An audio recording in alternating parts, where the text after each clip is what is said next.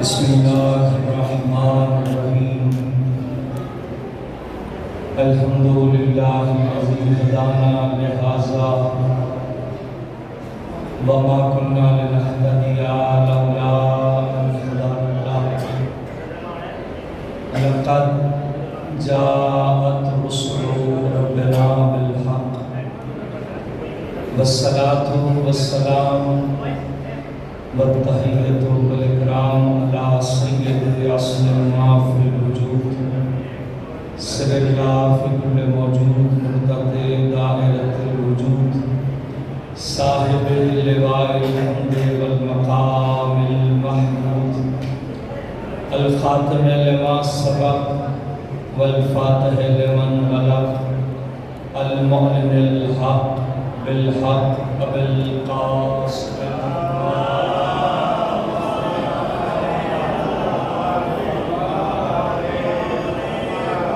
وعلى آله الطيبين الطاهرين المعصومين المظلومين ولعنة الله على أعدائهم ومنكري فضائلهم ومصائبهم وعظمتهم وطهارتهم وولايتهم وعطشهم من يومنا هذا إلى قيام يوم الدين أما بعد فقد قال الله تبارك وتعالى في كلامه المجيد والفرقانه الحميد واصدق القائلين وقوله الحق بسم الله الرحمن الرحيم انما وليكم الله ورسوله والذين آمنوا الذين يقيمون الصلاة ويؤتون الزكاة وهم راكعون صلوات بھیجتے ہیں بابا زبرا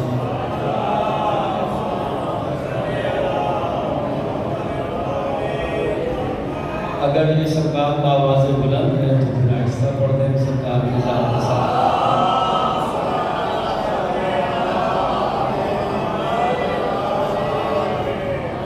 حاضرین گرامی قدر صاحبان معرفت دامن وقت میں گنجائش نہ ہونے کے برابر اور عمران شرازی صاحب سے کہہ رہے تھے کہ اگر آپ کے بعد پڑھ لیں تو پھر اس طرح کر کے تو پھر آپ بے گھنٹہ پڑھ لیں لیکن میں نے لاہور میں جا کر آج سرکاری امام جعفر صادق علیہ السلام کی شہادت کے سلسلہ میں اس کے بانی ڈاکٹر سید سلمان رضا جعفری ہمارے سرجن وہ بھی چونکہ جعفری سادات ہونے کی وجہ سے تو میرے لیے بھی نصیب کی بات ہے کہ میں بھی اپنے جد کی مجلس کا عطیہ پیش کر سکتا اب ظاہر ہے 20-25 منٹ میں کوئی بہت مکمل گفتگو آپ کے گوش گزار نہیں کر سکتا لیکن ظاہر ہے اتنی دیر بھی گفتگو ہے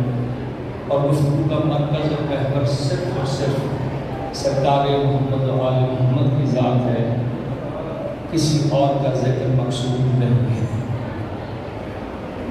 میں نے سرنامہ کلام میں سورہ مبارکہ مائدہ کی آیت نمبر 55 جسے آیت ولایت کے نام سے یاد کیا جاتا ہے آپ کے سامنے تلاوت کرنے کا شرف حاصل ہے اگر اس کی گونج تھوڑی کم ہو جائے تو آواز گونجتی ہے یہ آواز صحیح آ رہی ہے ٹھیک ہے سورہ مبارکہ مائدہ کی آیت نمبر 55 جسے آیت ولایت کے نام سے یاد کیا جاتا ہے آپ کے سامنے تلاوت کرنے کا شرف حاصل ہے لاتعداد مرتبہ علماء اور ذاکرین سے آپ نے اس آیت کے مدلل گفتگو اور فضائل محمد و آل محمد سماعت فرمائے ہوں اس 2-4 معروضات اس حقیق سے بھی سماعت فرمائے اس میں اس آیت کا آغاز ہو رہا ہے انما انما عربی زبان کے اندر کلمہ حصر کو کلمہ حصر جس عربی جملے پر آ جائے وہ ایک حصار کر دیتا ہے وہ ایک دیوار بنا دیتا ہے وہ ایک کلا کی صورت اختیار ہو جاتی ہے کہ کوئی بھی اس کے اندر داخل نہیں ہو سکتا یعنی جو انما سے اندر ہے وہ انما سے باہر شمار نہیں ہو سکتے، جو انما سے باہر ہیں وہ انما کے اندر شمار نہیں ہو سکتے۔ انما یرید اللہ، آیت ترتیب میں اللہ نے انما کی قید لگائی، اس سے پہلے ازواج مطہرات کا تذکرہ ہے آیت کے اندر، لیکن چونکہ انما آ گیا تو انما نے حصار کر دیا، جو انما کے اندر ہے ان کی طہارت اور ہے، جو انما سے باہر ہے ان کی طہارت اور ہے۔ اور اسی لیے سرکار حضرت امیر المومنین بھی فرماتے ہیں کہ آل محمد کے کسی بھی فرد کو اس امت پر قیاس مت کرو، تم اور ہو آل محمد اور ہم اساس الدین و عماد الیقین، آل محمد دین کی اساس ہے، یقین کا ستون ہے۔ اور چادر کے اندر رسول اللہ نے گھر کے اندر، چادر کے اندر ایک گھر بنا کے بتا دیا تم اور ہو آل محمد اور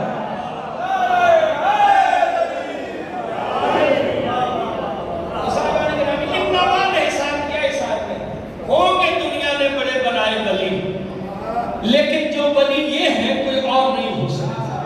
انما ولیکم اللہ، یقیناً اللہ تمہارا ولی ہے، ورسولہ، اس کا رسول تمہارا ولی ہے۔ پھر کیا کہا؟ والذین آمنوا الذین، اور وہ صاحبان ایمان تمہارے ولی ہیں جو یقیمون الصلاۃ، نمازوں کو قائم کرتے ہیں، ویؤتون الزکاۃ وہم راکعون، اور زکوٰۃ ادا کرتے ہیں حالانکہ وہ رکوع کے عالم میں ہوتے ہیں۔ تو تین ولایتوں کا تذکرہ ہے۔ اللہ نے اپنے آپ کو ولی کہا، حالانکہ اسے کسی عہدے کی ضرورت نہیں ہے، لیکن اگر کوئی عہدہ اپنے لیے پسند فرمایا تو وہ عہدہ ولایت ہے۔ اس کے بعد کہا میرا رسول تمہارا ولی ہے۔ اس کے بعد کہا وہ ولی ہے جو صاحب ایمان بھی ہے، نمازوں کو قائم بھی کرتا ہے، اور حالت رکوع میں زکوٰۃ ادا کرتا ہے۔ تعداد مرتبہ آپ واقف ہیں مومنین مومنات، اور جہاں جہاں تک میری آواز آ رہی ہے، اور سب سے زیادہ ولایت کے اوپر اگر کسی آیت سے استدلال کیا جاتا ہے تو وہ یہی آیت ولایت ہے۔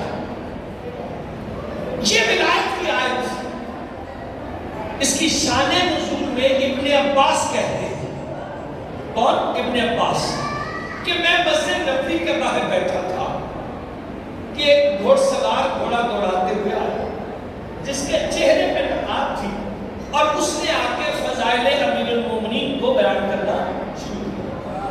کہتا ہے جیسے جیسے وہ فضیلتیں بیان کرتا گیا میں متعجب ہوتا چلا گیا کہ یہ کون ہے جو علی ابن ابی طالب کے فضائل بیان کر رہا ہے۔ میں نہیں کہتا، صاحب قطرہ سید احمد مستنبط نے اپنی کتاب القطرہ کے اندر یہ لکھا کہ اگر کوئی علی ابن ابی طالب کی ایک فضیلت کو زبان سے بیان کر دے تو جو گناہ زبان سے کیے ہوتے ہیں اللہ ان گناہوں کو معاف کر دیتا ہے۔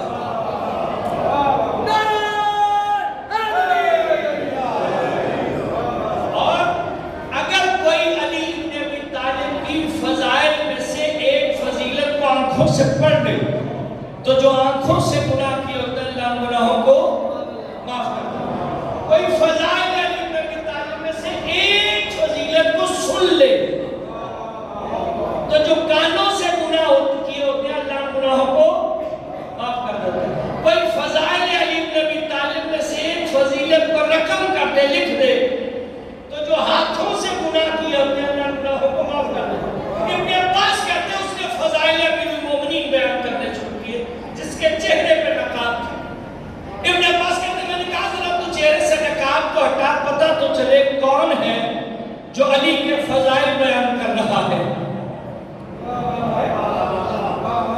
علی کے فضائل بیان کرنے کے لیے چہرہ چھپانے کی ضرورت نہیں ہوتی۔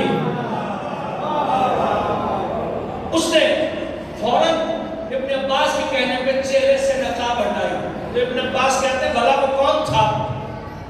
وہ حضرت ابو ذر غفاری تھے جن کے بارے میں رسول کی حدیث ہے کہ ابو ذر سے سچا انسان زمین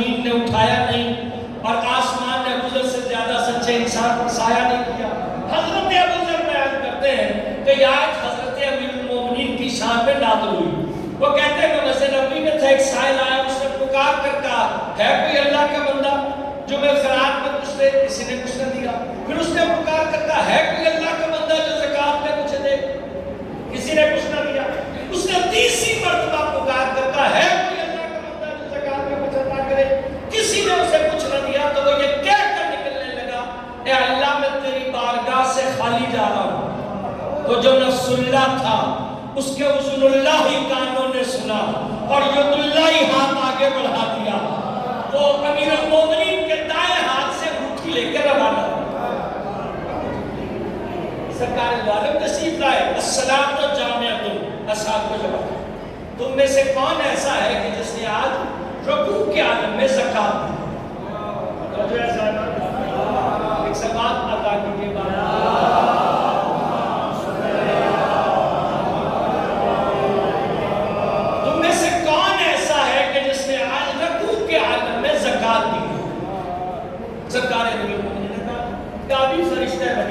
اس آیت کو لے کر نازل ہوا. ایک اللہ تمہارا ولی، ایک اس کا رسول ولی، اور ایک وہ ولی جو صاحب ایمان بھی ہے، نمازوں کو بھی قائم کرتا ہے اور حالت رکوع میں زکات ادا کرتا ہے. آیت آپ نے پڑھی بھی ہوگی، سنی بھی ہوگی. اطیعوا اللہ و اطیعوا الرسول و اولی الامر منکم. اطاعت کرو اللہ کی، اس کے رسول کی اور اولی الامر کی، صاحبان امر. یعنی اطاعت تین ہے. اب میرا سوال آپ سے یہ ہے کہ اگر کوئی اطاعت کرے اللہ کی اور رسول کی اطاعت سے انکار کر دے تو کیا وہ منزل اطاعت سے گزر سکے گا؟ تو ہر چیز تو یہی کہے گا نا کہ نہیں نہیں، جیسے اللہ کی اطاعت ہے ویسے اس کے رسول کی اطاعت ہے. اس لیے کہ رسول کے عمل کو اللہ اپنا عمل کہہ رہا ہے کہ حبیب تو نے پتھر نہیں مارا، اللہ نے مارا. عمل رسول اللہ کا عمل ہے، تو عمل اطاعت رسول اللہ کی اطاعت ہے. اچھا اگر رسول کی اطاعت اللہ کی اطاعت ہے تو کوئی رسول کی اطاعت کے ساتھ اولی الامر کی اطاعت سے انکار کر دے تو کیا وہ منزل اطاعت سے گزر سکتے گا؟ تو آپ یہی کہیں گے نا نہیں جیسے اللہ کی اطاعت ہے ویسے رسول کی ہے ویسے اولی الامر کی. اور ہمارے لوگ 14 ہیں، ہم کسی اور کو اولی الامر نہیں مانتے. دنیا شہباز شریف کو مان لے، ہمیں کیا اعتراض ہے؟ ہمیں تو کوئی اعتراض نہیں نا، ہم 14 کو مانتے ہیں. اب اطاعت تین ہے، اللہ کی، اس کے رسول کی، اولی الامر کی. یعنی اللہ کی اطاعت کے ساتھ رسول کی اطاعت ضروری ہے. ٹھیک ہے، رسول کی اطاعت کے ساتھ اولی الامر کی اطاعت ضروری ہے، وگرنہ انسان منزل اطاعت سے نہیں گزر سکتا. اب آ جائے اس آیت پر جسے میں نے تلاوت کیا، جسے آیت ولایت کہتے ہیں کہ اللہ تمہارا ولی ہے. تو ہم نے کہا اشہد ان لا الہ الا اللہ. آیت کریمہ رسول ہو تو ہم نے کہا اشہد ان محمد رسول اللہ. تو آیت تو جاری ہے، تو ہونا تو یہ چاہیے نا اشہد ان علی ولی اللہ. تو گھبرانے کی کون سی بات ہے؟ آپ گھبرا گئے شاید. ایک سبات بھیج دیں بابا سے بولا.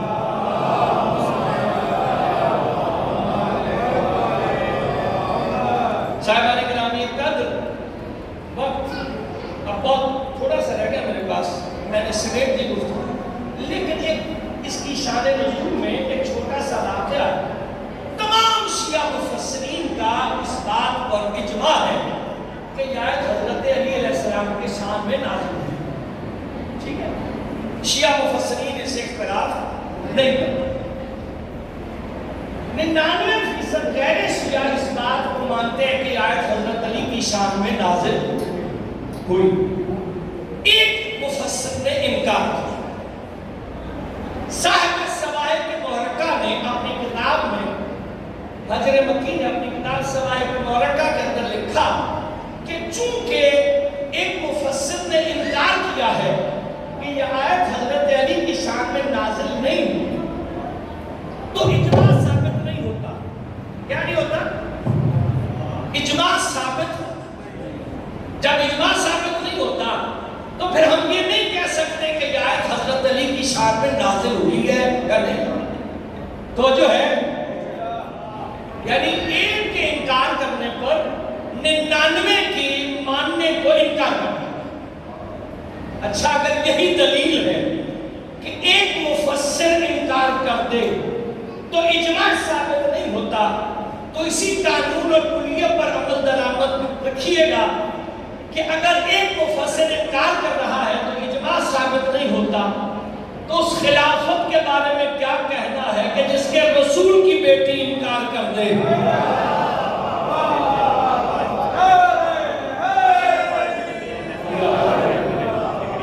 بھی ثابت کرے نا، اجماع وہاں بھی ثابت نہیں۔ اب ایک جس نے انکار کیا، چھوڑا سا تعارف کروا دوں، بس یہ تعریف کرواؤں گا اور گفتگو سمیٹ دوں۔ یہ کس نے انکار کیا؟ صاحب صلاحیت نور کا لکھتے ہیں کہ حسن بصری، بصرے کا رہنے والا حسن، جناب امیر المومنین منبر کوفہ پر، منبر اقدس پر خطبہ ارشاد فرما ہے، اور جیسے کوئی بلندی پر بیٹھا ہو تو اس کی نگاہ سب پر ہوتی ہے، کوئی کیسے بیٹھا ہے، کسی کی آنکھ لگ گئی ہے، کوئی دیکھ رہا ہے، کوئی مخالف، جو ہم سامنے دکھائی دے رہا سب تو پتہ چل رہا ہوتا نا کہ کوئی کیا عمل کر رہا ہے۔ جناب امیر المومنین خطبہ ارشاد فرما رہے ہیں، اور وہ علی کہ جس کی اپنی نگاہ کے بارے میں میں تو کچھ نہیں کہہ سکتا، جس کی تلوار کی نگاہ اتنی تیز ہو کہ اس کی گردن پر جائے، جس کی نسلوں میں کوئی مومن آنے والا نہ ہو، اس کی اپنی نگاہ کا کیا کہنا۔ جناب امیر المومنین نے خطبے کو روکا اور روک کر کہا، حسن بصری تو کیا لکھ رہا ہے؟ وہ لکھنے میں مصروف ہے۔ اس نے کہا، یا علی یا امیر المومنین، آپ کے جانے کے بعد کچھ لکھا ہوا کام آئے۔ اب امام تو ہوتا ہے نا جو یہاں سے واقف ہو، اندر سے واقف ہے کہ یہ کون کیا چاہتا ہے۔ امیر المومنین اپنے اصحاب کی طرف مڑ کر کہنے لگے، یہ اس امت کا سامری ہے۔ کیا ہے؟ سامری ہے۔ کون ہے؟ حسن بصری۔ حسن بصری کون ہے؟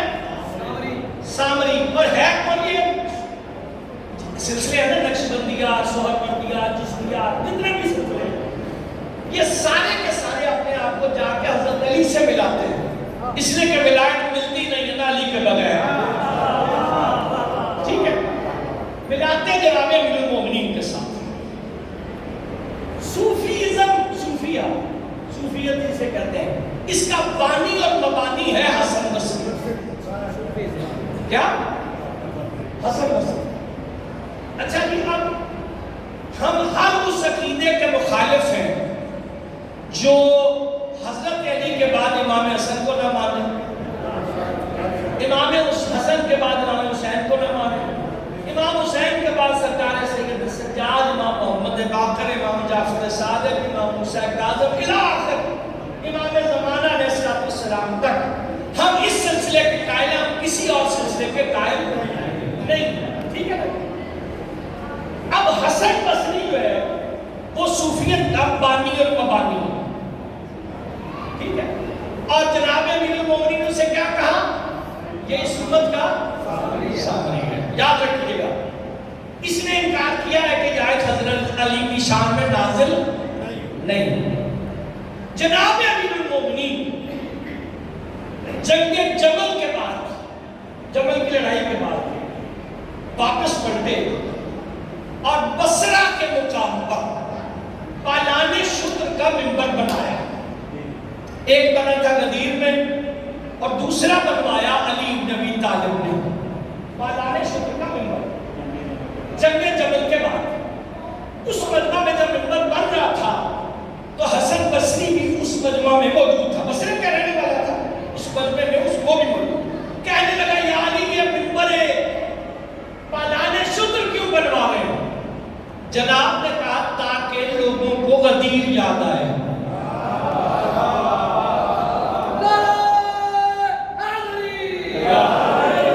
کیا؟ تاکہ لوگوں کو غدیر یاد آئے۔ جناب اوپر گئے، خطبہ شروع کرنے لگے تو پھر یہ بولا حسن بصری، اور بول کر کہنے لگا، یا علی جبل میں اتنے مسلمان مروا دیے، 18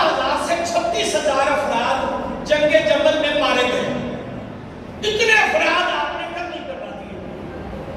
جب آپ نے کہا اتنا ہی تجھے مسلمانوں کا درد اٹھ رہا ہے تو آیا کیوں اس جنگ کے اندر؟ اے بولے تو صحیح ہے. اگر تجھے اتنا ہی درد آ رہا ہے مسلمانوں کا تو آ جاتا اس جنگ کے اندر. کہتا ہے اگر میں آتا تو میں آپ کی طرف سے نہ آتا, میں جبل کی طرف سے آتا. کیا میں جبل کی طرف سے آتا. جناب نے کہا ٹھیک ہے تو آ جاتا ہے کیوں نہیں؟ اور کہا یعنی ارادہ کیا تھا کہ میں جبل میں آؤں, میں نے غسل کیا, کفن پہنا, حنوط کر کے گھر سے قدم باہر نکالا, کان میں آواز آئی قاتل پہ بھی اللہ کی لعنت, مقتول پہ بھی اللہ کی لعنت, گھر میں واپس آ. پھر اس نے کہا کہ اگلے دن پھر جذبہ جہاد تیار ہوا, میں نے پھر غسل و کفن کر کے حنوط کر کے گھر سے قدم نکالا, کان میں پھر آواز آئی قاتل پہ بھی اللہ کی لعنت, مقتول پہ بھی اللہ کی لعنت, پھر گھر میں واپس آ. تیسرے دن پھر یہ ہوا. 3 دن تک آواز آتی رہی. جناب امیر المومنین نے پوچھا حسن بصری بتا وہ کس کی آواز تھی جو تیرے کان میں آ رہی تھی؟ توجہ ہے, بتا وہ کس کی آواز. اس نے کہا مجھے تو نہیں پتا یا علی یا امیر المومنین کہ وہ کس کی آواز تھی. آپ نے کہا وہ تیرے بھائی ابلیس کی آواز تھی. علی کہہ رہے ہیں پہلے کہا یہ سامری ہے اس امت کا, پھر کیا کہا تیرا بھائی ابلیس کی آواز تھی, یعنی اسے ابلیس کا بھائی بنایا. اب پھر جناب امیر المومنین بولے, بول کر کہنے لگے ہاں اس قاتل پہ بھی اللہ کی لعنت, اس مقتول پہ بھی اللہ کی لعنت جو علی کے مقابلے پر آ جائے.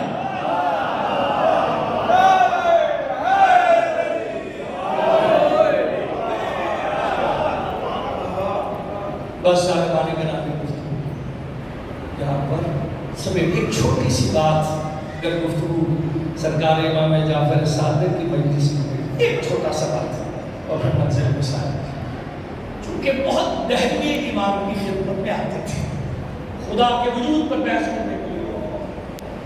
تو خدا کا وجود ہی ایک عبداللہ دیسانی نام کا بندہ دہلیہ تھا, دہلیہ تو خدا کے وجود پہ نہیں مانتے, کمیونسٹ.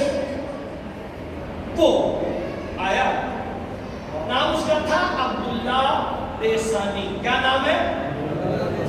عبداللہ دیسانی.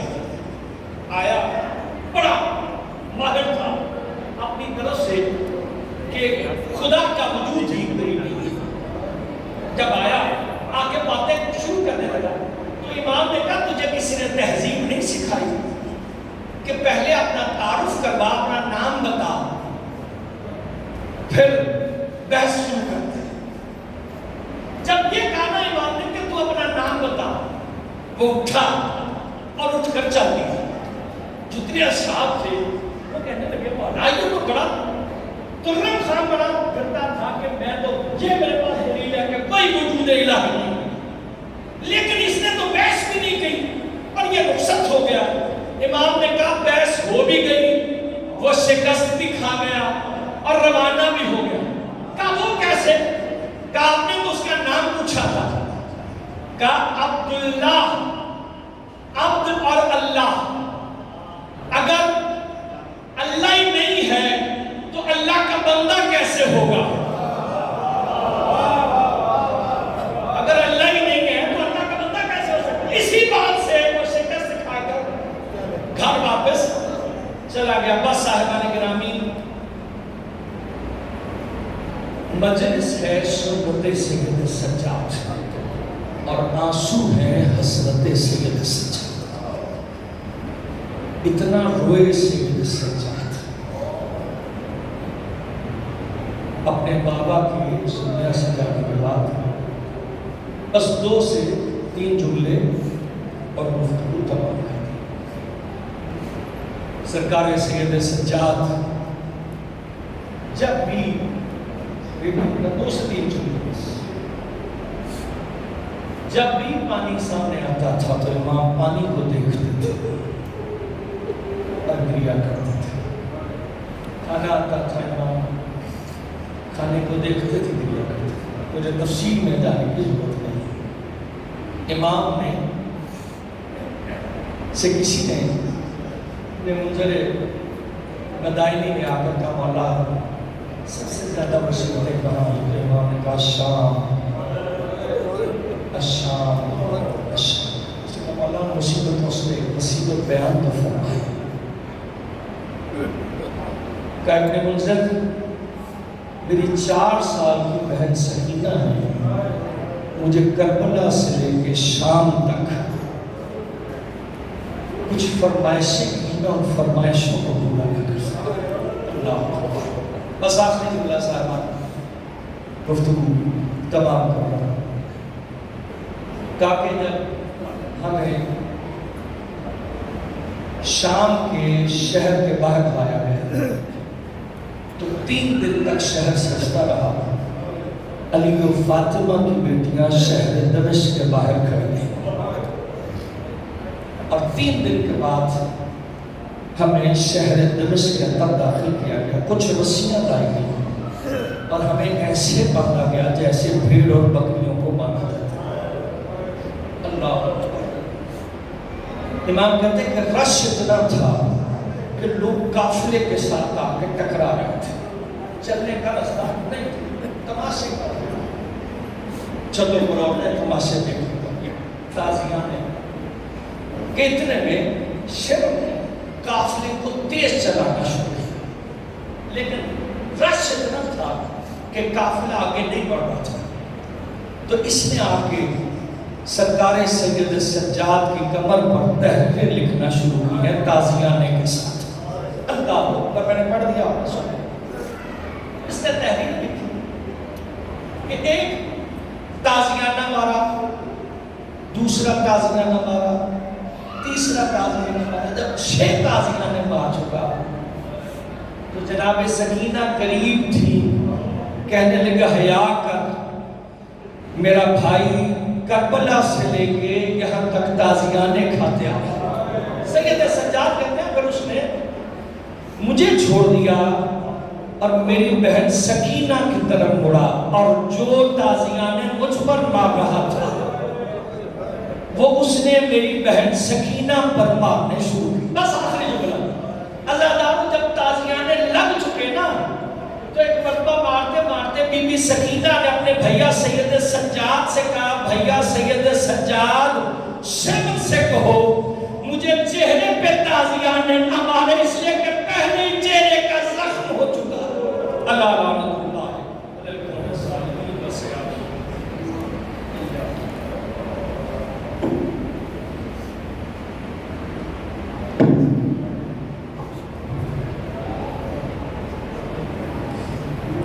لو تو کے رضا پہ پھر آنسو بہانے لگے مولا، پھر کسی ظالم نے سکینہ کو مارا ہوگا۔ یہ تھے مولانا سید سمیع احمد شیرازی صاحب آفاظ درویش جو ذکر محمد و آل محمد میں فرما رہے تھے۔